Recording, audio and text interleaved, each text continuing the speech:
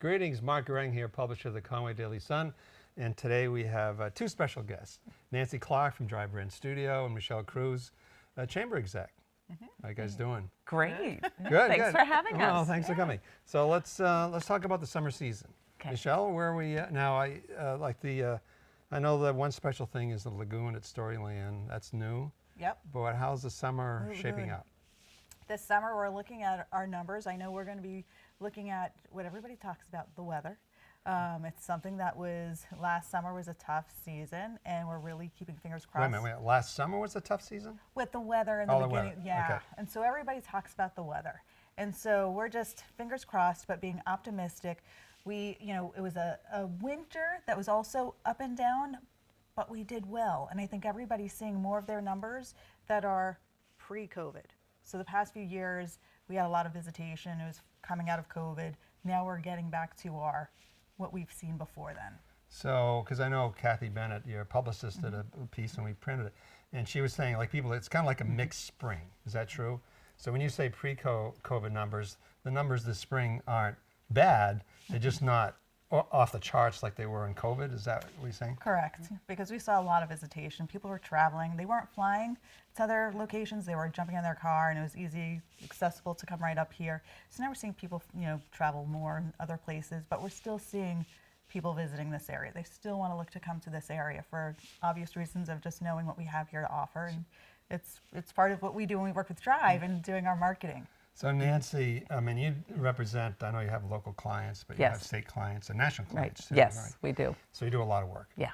And Yes, I do a lot of work. yeah, so how does, do you represent other tourist areas? No. Well, I take that back. Yes, we do. We represent the Golden Isles in Georgia, the Golden Isles region, St. Simons, that whole area we do. So how is it different? Like when do you overlay a different set of criteria when you market a different area from us, or how does that work? Oh, completely. It's all about the target audience and their interests. So those people who go to the Golden Isles region are looking for warmth, and summer is good there, but not great because it's so hot. So these are people that want to escape the cold, and they go down there in February and March. And they're beach vacationers versus here, it's about the outdoors and the nature. And when we talk about nature and outdoors, it could be reading a book at a table outside or at a picnic table. It's not about always hiking Mount Washington. It's that mix of just coming into this nature, this beautiful, the trees and the mountains and the scenery and the fresh air. So totally different in terms of interests. And that's how we work with Michelle at the Chambers. What are the interests of those visitors? Who are they? So for the Chamber for here, what is your range of that you market to? I mean, I know we're mostly New England-y, right? Right. Well, yes and no, but we're starting, yes, because we are a drive market. We're not an easy to fly to market. So, but we are seeing more expansion of that. So New York will come up, or New Jersey, that area, the tri-state region will make the drive here. And we like to position ourselves as a little more unique and special than Vermont, because we have so much here in this one region, in terms of a New York visitor. Well, we're definitely better than Vermont. Well, yeah, I wasn't going to say that. I mean, a lot of different ways. When I talk to people about Vermont, and I say, I don't like Vermont. Yeah.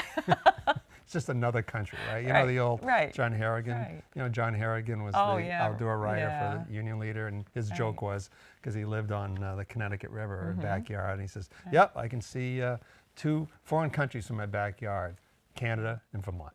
That's fantastic. Anyway, I love that. Yeah. So, Michelle, like in the old days, it was like we've gone from envelopes to email, right? Yeah. So, how has the Chamber's just day-to-day marketing changed with that? I mean, before, right, it was all incoming, and you just sent packages out, thousands and thousands of envelopes. And now, obviously, it's different. So how much of it that people find us, and how much of it do you have to go out and find them? Sure. There's definitely a digital market, a digital world out there, which is a lot of, thinking of working with Drive too, there's digital marketing that we're doing as well. But when we see the switch. There, we still do our print, our map and guide, something that we still have there. So somebody could come into our office or go to one of the tourist stops and actually get something in hand to learn more about the area here and the businesses that we have. But a lot of it is using that mobile device. Yeah. So we're now even putting out a digital guide, which it's easy for people to say, okay, I've got it in my hand and we're going to find out about the businesses here in the area by going through the website, our digital guide, QR codes. So we're also using that too when we go places to be able to promote the areas, the business that we have here in the chamber. Print has not gone away completely, as you know. Like people still want that, the feel of it, the look of it, seeing what they have. So we still do that. We do work with White Mountain Attractions to send out inquiries to people who will call us or email us and say, we'd like to have a package about the area. And so we work with them and actually putting together mailers every week for people who are interested. And these are people from away. I mean, they're, middle of the country, the West Coast, they're, southeast area that really want to know more about traveling up here. We do have our website, which we also push out. We have e-newsletters that we share out to visitors. We're seeing more people interested, so we always have our newsletter button on our website, and we're seeing that daily, people signing up for it because they want to know what's happening up here, looking at their planning for travel and their return visitors too, or they might be second homeowners. Like, do you have any, both of you or either of you, do you have any idea how many return visitors? And we obviously we have a huge second home market. And I know you do a lot of target marketing, which I wanted to ask you about. But we have our tourist magazines, and I deliver at the shop at the grocery stores because I have a truck because we go through so many. And because I'm the delivery guy, so people just see me as a delivery guy. And people from out of town will say, "Isn't there like a big mountain around here?" I mean, they have it's like it amazes me how sometimes people have just no clue. So when you talk, so I guess where I'm going with this, Nancy. And Michelle too, but Nancy, is that, we used to be like in the 70s and 80s, we were kind of like a hot little young ski crowd. I'm hearing all the stories. Right, and you're too young for that. Nancy, you are too. I am too, Yeah, you're too young for that. Still You don't in high remember school that. and college, right. Yeah. But then we changed to, and part of it was, I think, as a police crackdown on DWIs, actually. Right. But we changed to this big family thing, right? So now, are we still a family resort? And when you target market, is it always to families, or is it like 30 to 50-year-old women who bike on Wednesdays and that kind of thing? No, we're actually seeing we're seeing not a resurgence, but we're seeing this younger market now. What we're looking at are like 30 to 45-year-old young families, but then we're seeing this Gen Z who are skewing on the upper side, like that 25, right? I've graduated from college, I've got money, but I love my college years, so I'm getting together with all of my friends, 6 of my friends, 8 of my friends, and let's go to the Mount Washington Valley, and let's rent a house, or we'll get 6 motel rooms, and let's just enjoy the area. So we're really starting to see this younger market, and I'm loving, like, we're seeing some things around here that skews that, like what they're doing over at the old Olympia, the old Carol Reed building, right? That skews a little younger. And then, like, we've been really successful recruiting in our company, and it's a younger audience, and it's because they love this outdoor environment. But as I said, it's not about hiking Mount Washington. So those people who you say, isn't there a big mountain up here? They come up because of the nature and the opportunities, and because there is a big mountain. They don't necessarily, they're not going to hike it, but they want to see it. It's so unique and so gorgeous. So, but some of them do hike it, or they might. They're kind of like, because they'll ask, or they take the cog, or they take the van, and they're kind of like, so who do we go with? And so you let them know who the guides are. You let them know who the people are that are in the local area that are doing this, because we see it all the time. It's like, don't just go, but explore, and they want that. It's that adventure. I mean, are we in a generational transition? I mean, obviously, baby boomers like me, we're on our way out for sure. But like Tyler Ray, even though he's not a Gen Z guy, but all that backcountry stuff. I mean, that seems to be like the biggest new thing for us. Is all the all of the mountain bike trails up on the hurricane loops. It is so exciting to watch this happen up here. I love it. And if you look at that, that's all free. Right? I mean, you have to earn it, but it's free to ride up there. It's the state of New Hampshire is cutting edge. And when we think of outdoor recreation between the ice climbing, when I think of the Ice Fest with the IMCS, It is the biggest event of its kind that's right here, right in the Mount Washington Valley. What Tyler Ray does too with the whole Backcountry Alliance, that's huge for the Northeast. That's always been done out west. But now we're now seeing a whole uptick with the clientele that are coming to do this right here in the White Mountains. That's huge. Well, So I'm sorry, go ahead. so it's when we think about the whole outdoor experience, there's your adventure that's available here. But like Nancy's saying too, if I want to just sit out on a bench and look at the mountains, that's what people seek too, where they don't get that. I mean, So it's interesting that we have like the marathon is this weekend, right? I know, Now- and Crank the King. You know, They're you- both Yes. on the same weekend. Yeah. And the So- Valley Yeah. Pride. Yeah. So we got the Right. cleanup. So, yes. Michelle, you can take credit for all those events. Yeah. You might as well. Yes. But something like the marathon, which is the first one in the East, like Right, that, right? right, That right. Reval, what's it called? The Revel. Rebel. Revel. And but that's huge. I mean, that Right. to It me that's 4,000 It's people if so they're going to be here huge. who are Right. going to come It's- back. Right. And when that's you it. have an event like that, the runners, they're destination runners. So these big events, they go to different locations. And when they were thinking about coming to the Mount Washington Valley, they thought at first it'll probably be an event that might have 2,000 to 2,500 runners. That's the start. Wow. When they created this event here in this location, because of the destination, those numbers went Right. up quickly. And so they're coming here, so, they'll stay at the lodging properties, they'll be, going to our restaurants and shopping, and they make these events where they're multiple days. The event itself, maybe the run is the one day, the marathon, they have an expo the day before, but when people travel, they always spend another day after or before. So it's nice to see that this is coming here to this area. Right. But then the contrast to that is the rec path, right? Yes. That Right. we are so lucky to have that gorgeous rec path. And it's interesting because like when the Boston Marathon happens, there's a big increase in the sale of sneakers. So when Really? we have event, yeah. running shoes, like I'm going to get out Really? there and do that. Wow. Yes. So we I thought have there was a these big events increase in going beer, on. But go ahead. No, There's always an increase in that. But when we have these kind of hardcore, more hardcore Right. events, that also translates to either the family coming up with that runner or the cyclist going up, or it's just like, wow, look at those people doing this. I'm going to go out and walk the rec path. Have you seen the increase in people using the rec path Yeah. from last year Oh, to it's this year? amazing. It's so amazing. well, and in fact, it's so popular. There was a pickup truck on it last night. yeah, there was. I know. Well, why walk it when you can drive it? Right. No, but it's true. I mean, we go by here all the time. It's right Yeah. outside, and it's going to, Yeah. the other one's coming starting I next know. year. Right. So that's Happens to be amazing. coming to the So ice is there a cream shop. noticeable, coincidental. Yeah, oh, gee. So you were marketing. So is there a noticeable blip in activity like this weekend because they're here? Is that, do they have an effect on what a weekend like this would be, those runners? So the impact of visitors being here. Yeah, I mean, is this going to, Sure, we're going to it's- notice it's- it more people I, around? I think during this time of year, Right. especially because it's it's coming out of our winter season. So it's usually April was always kind of the lull in a way, and we just came out of our April break of vacation. So this is great to see this happening during this time of year. Sure. Now, what about, let's talk about less fun stuff. No. No, bummer. It's the Conway Daily Are we Sun, done? right? Right, yeah. So and during COVID was this whole thing about behavior with people coming up. Yeah. Is that, now that was because people who came up just weren't used to being in the outdoors, right? Basically. I mean, when you think about it during COVID, we weren't working. People were being furloughed. They were also receiving funds, but people were going stir crazy. They needed to get outside. But why did they behave badly? I would think maybe because they weren't our typical travelers up here. And I think many people were looking to just get out and not aware of the trail etiquette, not aware of being in the outdoors, but we were encouraged to get outside because we couldn't be indoors with a large group of people. And it was just a huge influx. I mean, more than we, I guess, would ever have seen because of this pandemic. And so there was a huge impact on our Forest Service, on our staff that were working for the businesses that were able to be open.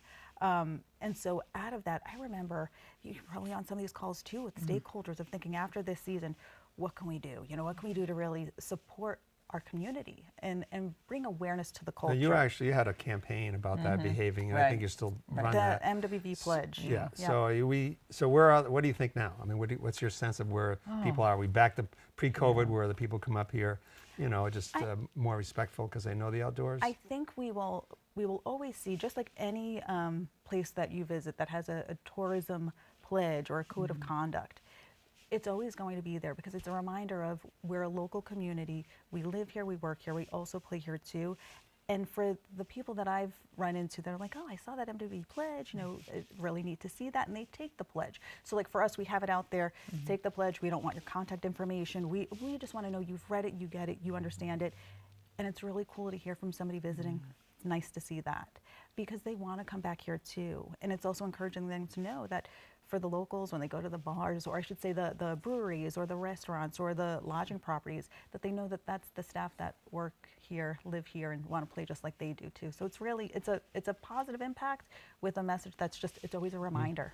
I think, I was going to say, I think during COVID, we saw that bad behavior as a rule. It was happening every day, everywhere, not just here. Right. Now it's become more of an exception again. Not that that ever excuses that behavior, but now it's less and it's an exception. And we still do have people with bad behavior, and it really is discouraging. I'm sure you saw on the Today Show this morning the boat that dumped the trash. Oh, I didn't see that. Oh, actually. yeah, the vacationers, and they just dump trash into the ocean. It's that kind of exception that is just, and those. But I think now we're on the more positive end. It's more of an exception. Yeah, good. Yeah. And how about the strategic plan? The Chamber did a strategic plan a number of years. You've been director for a couple of years now, right? 2 years. 2 years? Yeah. Okay.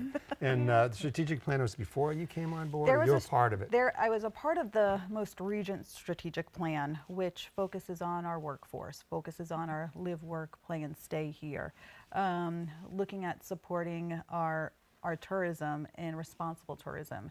So all of that is involved, and we're looking at over the next 5 years how we're supporting that and making sure our messaging, why we work with Drive, because they know this, they know our messaging, they get our valley, what we're trying to do, to really make sure that we're doing everything that we are trying to do to support the community, the valley, and our small business community, which is huge because we're struggling with so many things in terms of our workforce housing. So do you think the Chamber is a visitors bureau or a chamber? Because there's one part of it's the chamber of worried about workforce housing and blah blah blah, but that's different than marketing. It is. Right. It's all so for a chamber. Many chambers are considered part of a municipality.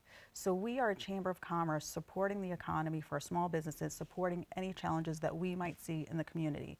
We're also a visitors bureau because we're in a tourist destination. So also to support that economy, we're looking at marketing our area for people to be aware of where they can come as a destination, whether it's a vacation, relocation, for work. It's all part of that. So both. Oh, absolutely. Yeah. Right. And it'd be irresponsible if we weren't both. Right. Because we serve both masters, the businesses and the tourists. What do you guys think? The town has done a master plan and they just adopted it, and we talked about workforce housing. But what do you both of you think of the master plan in general? But I guess the question is like some people are saying, we've been so successful. I mean, we all remember years and decades past when, man, you could roll a bowling ball down the Main Street and just not hit anybody. And some people are saying, well, when's enough? Right? We've got the moratorium. I mean, does the chamber ever what is the goal? Like if you ask the Secretary of Defense, you want more airplanes, they're going to say, we want more bombers. Right? So when you ask the chamber, we want more visitors, this is always, we want more visitors? I mean, is there ever too much? See, we can't be exclusive like that. This is one of those existential questions. Right. So we have this amazing area. How can we not share it? But I have some thoughts on workforce housing, but I'm going to let you go. That whole part of the visitors, so when we think of the chamber marketing this area, that's why it's important. For the marketing that we're doing is educating the visitor. And I think that's what's so important, whether it's just be aware of what to know when they come up here. That's part of the pledge, but also just knowing more about our culture, know about the locals that are here, our community. And I think that's part of the whole marketing when we market the destination. It's marketing who we are, which I think is so important. Sure. And that generates the visitors who respect this area because they love it as much as we do. That's very much how we're framing our marketing, is that we love it so much, so we want to share it with you, and we hope that we attract people who respect that. In return. It's kind of like a barbell. It's kind of like a barbell phenomenon of the type of people not the type of people, but the people get, because we get all the retirees and we're getting the young people, but what we don't have apparently yet are young people that have a bunch of kids, right? So how do you see that? I mean, the Tyler Ray's, he's got kids, right? Yes, he yeah, does. he's got kids. Yeah. Well, not the Gen Zs probably don't. Right. But is there a sense of, talk about the workforce housing and I noticed gosh, I just saw something where in Aspen, Colorado, their a 1-bedroom apartment for long-term is $5,000 a month. Wow. Yeah. I mean, what do you crazy. think about workforce housing, Well, Nancy? I'll give you my opinion. Go ahead. Michelle's heard my opinion. Right. I feel that as business owners or business managers, we have a responsibility to be part of the solution, not the problem. So if I'm recruiting people, I can't make it someone else's problem to house them. So when I came to this conclusion 2 years ago because I couldn't sit back and just say, oh, hey, I've got this fabulous job. Now you're on your own. So what I did was establish relationships with a couple of landlords in town, really awesome landlords, so that now they typically give me a heads up if something's becoming available, or I'll reach out every 6 months or so. And I bought a condo.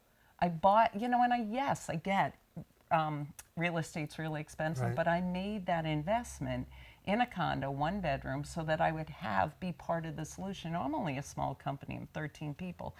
But what if every business did that, like became part of the solution and bought a condo or 2 for their housing, or they bought a hotel and renovated it, or or created these relationships? Why we can't make it someone else's problem if we need these people to make us successful? And so as a result, I also make a part of our relocation package. So when we recruit someone, they get 3 to 6 months free rent as their relocation package. So it takes that whole burden off. Oh my gosh, where am I going to live and how am I going to afford it? And then they can assume the lease or look for somewhere else if they chose to. So I just think that there's strength in that philosophy if all of the business, or a handful of businesses even, started that same, like, okay, I'm going to buy this. Or if I'm a hotel coming in and I know I need 50 people, what can I purchase that I can house people respectfully? We're not going to throw them in, double hotel rooms with but respectfully. And I just think that there's something to us all doing that. And there is a lot of work. I mean, I think that's happening. I know, like the flatbread people, right, by Delaney. That's right. They're doing that too. See, can you imagine if all the businesses did that? Yeah. Well, not everybody can do. Obviously, not everybody can have the wherewithal to do that. It's not easy. It's a struggle. But I knew I needed it. And you've got 8 employees in your condo now. Yeah, that's right. Yeah, in 1 bedroom, right? They're on the floor. No, that's not. All right, so that's good. So let's go back to the marketing. I think we have 1 slide. Is this part of the new look? Yes. Rob, do you have that? Talk about that. Yeah, so it doesn't have any copy. We don't have the copy on it. So, but it looks nice. So So this idea is one of the ways to explore nature and to embrace nature. And our theme this year is the nature of it is. Yeah.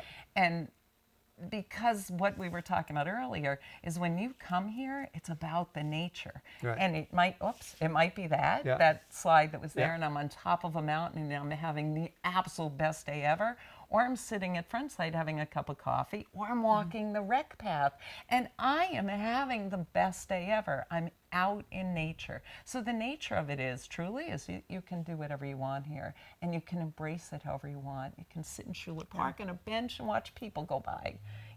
So it's the nature of it up here. No, and it suggests something that's local. I mean, the nature. Right. So does that mean it's going to replace the slogan of anything's possible? Well, it's a difference between a campaign headline and a positioning statement. Whoa, So, okay, yeah, now we're that's getting right. technical. Here we Okay, go, so right. this is so the nature is the campaign? Yes, Okay. that's right. And anything is possible is the promise we make, is the valley. Anything is possible here. You can visit here, do this. You can relocate, do that. Anything's possible for you.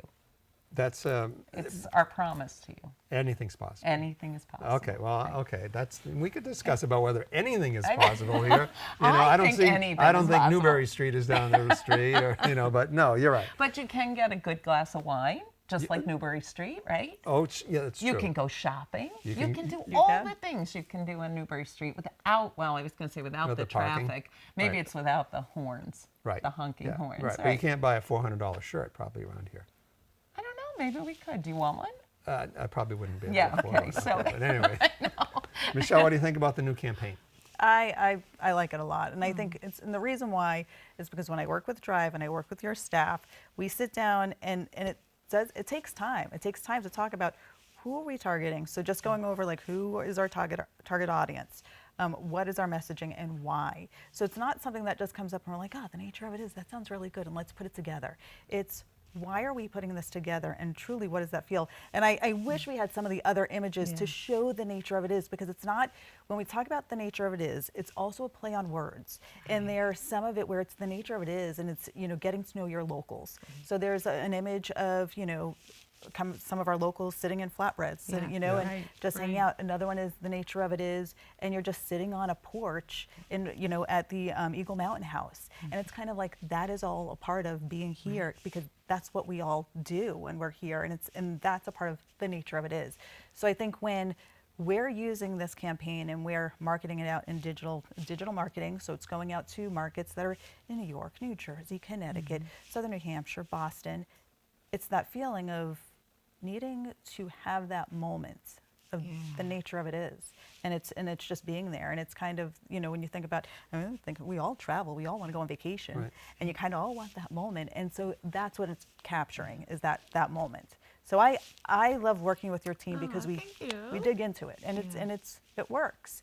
It's, you know, and it's a positive message. Okay, well, I think that's a good place to wrap it up. We want to be positive, even if we are at the Conway Daily Sun, right? Thank you for keeping it positive. Yeah, so one more positive thing is outside of you guys are great. How about that? But how's the, what are businesses telling you in terms of their outlook? I mean, I guess one part of that is employees. I mean, finding employees. We know that restaurateurs were working weekends and cutting hours and all that. What are you hearing out there, There's still a Michelle? struggle with workforce. And I know that going into the summer, for many businesses, it's a lot easier to get the summer work students that come here with J1. And but it still is a challenge. And I think it's that awareness of our workforce and trying to support them. I know, like we've talked about the housing, but like, you know, saying it's not as easy for all businesses that, you know, can really do it. We try to work with other organizations that if we're working around workforce housing, can we do something else to support our workforce? So we partnered with Tri-County CAP recently to support a vehicle inspection program. We don't have public transportation here, and the way to support our workforce was helping them with their inspections. And it was a voucher that was able to cover up to $1,000 in repairs for vehicles for our workforce. Wow. I mean, is employee shortage and workforce housing, is that the #1 issue that you hear? Childcare. Yeah, it's your three. Yeah, your three. Oh my gosh. You've got childcare, transportation, and housing, and that's our struggle up here. It's not just here; it's other places too. But it's definitely when we know that we are a destination for so many people to come here, and we want to be able to have that positive visitor experience. We need to support our workforce and do whatever we can to keep them able to do what they can. Yeah, well, good. I think we're gonna. It looks like we have a good summer as long as the weather's good, right? And Fingers crossed. Michelle and Nancy, thanks for joining me. Thank you. And hopefully come back at the end of the summer and we'll do another one. All right. Sounds okay. great. Okay. Thank Thanks, you. guys. Thank Okay, you. bye-bye.